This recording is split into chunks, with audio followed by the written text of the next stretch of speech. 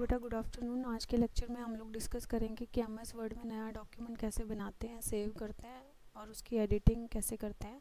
तो MS word हमने open कर लिया है। यहाँ पे हमें कोई नई फाइल बनानी है तो ऑफिस बटन में जाके न्यू में जाके ब्लैंक डॉक्यूमेंट क्रिएट करेंगे तो ब्लैंक डॉक्यूमेंट ओपन हो जाएगा। या कीबोर्ड से हम कंट्रोल एन प्रेस करके भी न्यू डॉक्यूमेंट जो है वो ओपन कर सकते हैं। नेक्स्ट, अब कोई भी डॉक्यूमेंट है उस पर जब हम टाइप करना शुरू करते हैं, जैसे कि मैंने यहाँ पे, अब मैं रैंडम की का यूज़ नहीं कर रही, मैं कुछ टाइप कर रही हूँ। तो जब हम टाइप करते हैं, टाइप करते टाइम जब एक लाइन हमारी ख़त्म हो जाती है तो ऑटोमेटिकली कर्सर अगली लाइन में हो जाता है, अगली लाइन में आ जाता है। मतलब हमें कीबोर्ड से एंटर की प्रेस करने की ज़रूरत नहीं होती है अगली लाइन में जाने के लिए। जैसे ही हम टाइप करते हैं, जब एक लाइन हमारी यहाँ पे ख़त्म होगी तो अपने आप कर्सर नेक्स्ट लाइन में आके वहाँ से टाइपिंग शुरू कर देता है। तो इसको हम क्या कहते हैं, रैप टेक्स्ट, कि ऑटोमेटिकली जो है हमारा टेक्स्ट जो है रैप हो जाता है। आपको एंटर की कब प्रेस करनी पड़ती है, जैसे कि आधी लाइन लिख के आपको अगली लाइन में लिखना है तो आप एंटर की प्रेस करोगे, या आपको कुछ लाइनें ब्लैंक छोड़नी है तो आप एंटर की प्रेस करोगे, या आपको एक पैराग्राफ से अगला पैराग्राफ लिखना शुरू करना है तो आप एंटर की का प्रेस कर सकते हो। नेक्स्ट है डॉक्यूमेंट सेव करने के लिए। पहली बार कोई फाइल आपने बनाई, नई फाइल को सेव करने के लिए आप करते हो सेव एज। जहाँ सेव करना है फाइल को वहाँ पे कर्सर को ले जाओगे और जिस नाम से सेव करना है उस नाम से आप अपनी फ़ाइल को सेव कर दोगे तो ये आपकी फ़ाइल सेव हो गई। अब इस फाइल में मान लो आपने कुछ और लिखा, जैसे मैंने रैंडम कमांड का यूज़ करके यहाँ पे इसको कर्सर को बंद करके कुछ और यहाँ पे टाइप किया, तो उसको भी इस फाइल में सेव करना है तो सिंपली सेव कर दूंगी मैं, या यहाँ से सेव कर दूंगी, या कंट्रोल एस का यूज़ करूँगी इसको सेव करने के लिए। बट अगर मुझे इस फाइल का नाम चेंज करना है तो फिर मुझे क्या करना पड़ेगा, सेव एज। मतलब पहली बार सेव करने के लिए ओनली सेव एज, और अगर फाइल में कुछ और टाइपिंग की है, एडिटिंग की है, उसको सेव करने के लिए सिंपली सेव। लेकिन अगर सेव की हुई फाइल का, जैसे इसका नाम दीप्ति है और अब मुझे इसका नाम चेंज करना है, मान लो मैंने इसका नाम अब स्मृति रखना है, तो मुझे सेव एज करके इसका नाम जो है वो चेंज करना पड़ेगा। नेक्स्ट है आपका ओपन कैसे करते हैं। जैसे अब ये स्मृति वाली फ़ाइल मैंने क्लोज़ कर दी और अब मैंने वर्ड में ये फ़ाइल ओपन करनी है तो ओपन पे जाएंगे। डेस्कटॉप पे मेरी फ़ाइल सेव है, स्मृति नाम से है, तो यहाँ पे इसकी एक्सटेंशन क्या होती है एमएस वर्ड की फ़ाइल की, डॉट डॉक्स जो है एमएस वर्ड की फ़ाइल की एक्सटेंशन है। तो यहाँ से इस तरीके से आप ये फ़ाइल जो है ओपन कर सकते हो। अब सेलेक्ट कैसे करते हैं टेक्स्ट को। अब टेक्स्ट को सेलेक्ट करने के भी कई ऑप्शन है। जैसे आपने देखो कोई पर्टिकुलर वर्ड सेलेक्ट करना है, उस पर डबल क्लिक करो वो वर्ड सेलेक्ट हो जाएगा। कोई लाइन सेलेक्ट करनी है, उस लाइन को राइट हैंड साइड से लेफ्ट हैंड साइड की तरफ मूव करो, वो लाइन सेलेक्ट हो जाएगी। कोई आपने पैराग्राफ सेलेक्ट करना है, उस पर ट्रिपल बार क्लिक करो, वो पैराग्राफ सेलेक्ट हो जाएगा। कोई सेंटेंस सेलेक्ट करना है, कंट्रोल के साथ क्लिक करो, वो सेंटेंस सेलेक्ट हो जाएगा। और पूरी फाइल, पूरा डॉक्यूमेंट एक साथ जितने पेज बने हुए हैं डॉक्यूमेंट में वो सेलेक्ट करने हैं तो कंट्रोल ए का यूज़ करके उसको सेलेक्ट कर सकते हो। डी सेलेक्ट करना है तो बाहर प्रेस करो तो वो डी सेलेक्ट हो जाएगा। तो इस तरीके से आप सेलेक्शन कर सकते हो। नेक्स्ट है एडिटिंग। एडिटिंग का क्या मतलब होता है कि जो भी आपने डॉक्यूमेंट बनाया उसको मॉडिफाई करना, उसमें चेंज करना।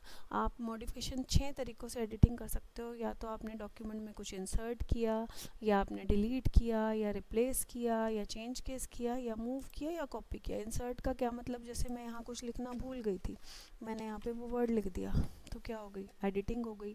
मैंने 2 लाइनें डिलीट कर दी, 3 लाइनें, तो ये भी एडिटिंग हो गई। मैंने यहाँ डॉक्यूमेंट की जगह पेपर्स लिख दिया, मतलब रिप्लेस कर दिया किसी वर्ड को किसी वर्ड से, तो ये भी एडिटिंग का पार्ट है आपकी। और एक होता है चेंज केस, जो जैसे कि जिसमें हम क्या कर सकते हैं, इसको कैपिटल लेटर्स में चेंज कर सकते हैं, तो ये भी किसका पार्ट है, एडिटिंग का। एक और क्या होता है, मूव करना, मतलब ये जो 2 लाइनें थी इसको मैंने यहाँ से कट करके इसको मैं यहाँ ले आई तो ये क्या होगा, एडिटिंग हो गई। यहाँ से ये लाइनें मुझे दोबारा चाहिए, इसको मैंने कॉपी कर दिया और यहाँ पे दोबारा पेस्ट कर दिया, तो ये लाइन ऊपर भी है और नीचे भी आ गई, तो ये भी क्या हो गई, एडिटिंग हो गई। अंडू की ऑप्शन का यूज़ करके आप क्या कर सकते हो, जैसे मैंने इसको डिलीट कर दिया, इसको मैंने वापस लाना है, कंट्रोल जेड, ये वापस आ जाएगा। इसको वापस डिलीट करना है, कंट्रोल वाई, जिसको हम रीडू कहते हैं। तो इस तरीके से आप अपने डॉक्यूमेंट की क्या कर सकते हो, एडिटिंग, जिसमें आप टेक्स्ट को इंसर्ट कर सकते हो, डिलीट कर सकते हो, रिप्लेस कर सकते हो, चेंज केस कर सकते हो, कट एंड कॉपी के ऑप्शन का यूज़ करके अपने डॉक्यूमेंट की एडिटिंग कर सकते हो। फिर उसके बाद हमने किया था स्पेलिंग एंड ग्रामेटिकल मिस्टेक को कैसे ठीक करते हैं। तो कोई स्पेलिंग मिस्टेक अगर आप करते हो तो नीचे रेड लाइन आ जाती है, इसको आप यहीं से राइट क्लिक करके ठीक कर सकते हो। या दूसरा तरीका मैंने आपको बताया था कि आप रिव्यू टैब में जाओ, प्रूफिंग ग्रुप में, रिव्यू टैब में प्रूफिंग ग्रुप में स्पेलिंग एंड ग्रामेटिकल की ऑप्शन होती है, यहाँ से आप इसको इग्नोर करके नेक्स्ट पे आ जाओ और इसको चेंज कर दो, तो ये स्पेलिंग एंड ग्रामेटिकल मिस्टेक को ठीक कर सकते हो। एक होती है आपकी थिसोरस की ऑप्शन, जैसे कि यहाँ पे मेरे को कमांड, ये जो वर्ड है इसका सिनोनिम चाहिए, तो मैं यहाँ से इसको सेलेक्ट करूँगी, थिसोरस की ऑप्शन पे जाऊँगी, कमांड का ये सिनोनिम आ जाएंगे। मैंने कमांड की जगह यहाँ पे लिखना है कंट्रोल, तो यहाँ पे कमांड जहाँ लिखा हुआ था वहाँ कंट्रोल लिखा हुआ आ जाएगा। तो थिसोरस की ऑप्शन का यूज़ करके हम क्या कर सकते हैं, किसी वर्ड का सिनोनिम फाइंड कर सकते हैं। नेक्स्ट है हमारे पास फाइंड एंड रिप्लेस की ऑप्शन। हम अपने डॉक्यूमेंट में से कोई भी वर्ड फाइंड कर सकते हैं और उसको किसी दूसरे वर्ड से रिप्लेस कर सकते हैं। तो फाइंड के लिए हम कहाँ जाएंगे, होम टैब में फाइंड की ऑप्शन पे जाएंगे। हमने जो वर्ड फाइंड करना है, मान लो मैंने डॉक्यूमेंट फाइंड करना है, ठीक है, उसके बाद मैं करूँगी फाइंड इन मेन डॉक्यूमेंट, तो ये डॉक्यूमेंट फाइंड कर देगा और इसको मैंने रिप्लेस करना है किससे, डॉक्स से, डॉक्स। तो इसको कर दूंगी रिप्लेस ऑल, जहाँ जहाँ डॉक्यूमेंट्स लिखे होंगे वहाँ वहाँ डॉक्स आ जाएगा। अगर आप सारा वर्ड जो है उसको रिप्लेस नहीं करना चाहते, किसी पर्टिकुलर वर्ड को करना चाहते हो किसी जगह, तो उस पर रिप्लेस करते जाओ और फिर फाइंड नेक्स्ट करते जाओ। तो इस तरह से आप पूरा डॉक्यूमेंट के सारे वर्ड्स नहीं रिप्लेस कर पाओगे, जहाँ जहाँ आपने रिप्लेस करना होगा ओनली वही रिप्लेस कर सकते हो।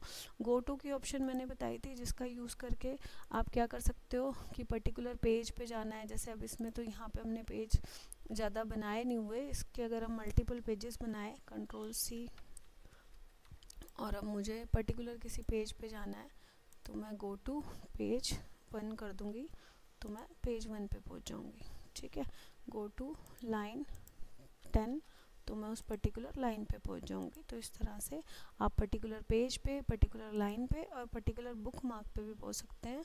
अपने डॉक्यूमेंट को आपने क्लोज करना है, यहाँ से क्लोज कर देंगे। सेव करना है तो पहले यस कर दो, आपका डॉक्यूमेंट क्लोज हो गया।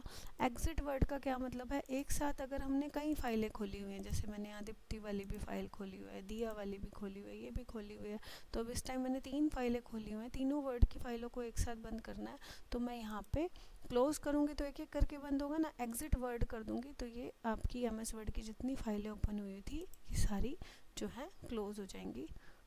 Thank you so much.